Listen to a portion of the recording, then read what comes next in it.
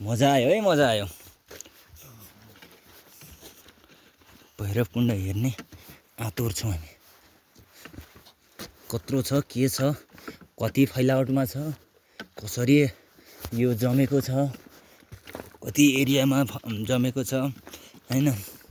अनि थुप्रै मान्छे आएको देख्यौँ। कति गहिराइ रहेछ हैन। यसो अनुमान लाउने कोसिस गर्नेछु। यति माथि आउँदाखेरि पनि हामीले हिउँ चाहिँ देखेनौँ।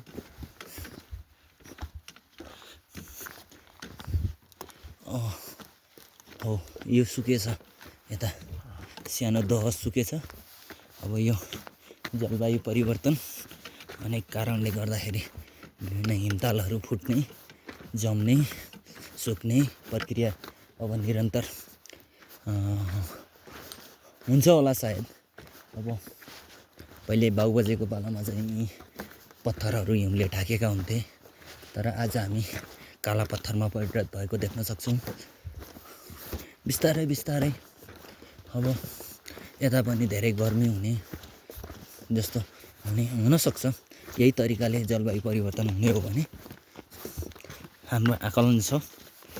अनि बिस्तारै यस्ता ठाउँहरू चाहिँ बेलैमा अवसर मिलेसम्म अवलोकन गरिदिनु हुन सम्पूर्णमा हामी हाम्रो तर्फबाट चाहिँ तपाईँहरूलाई सजेस्ट गर्न चाहन्छु।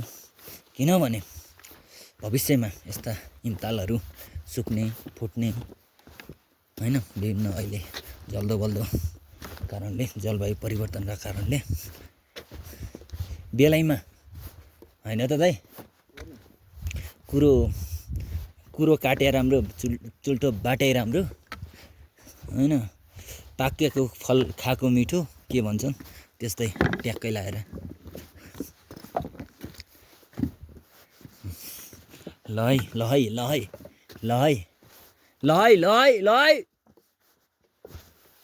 खै त के हो, कहाँ हो, खै त के हो, कहाँ हो, खै त अझै टाढा रहेछ त यार।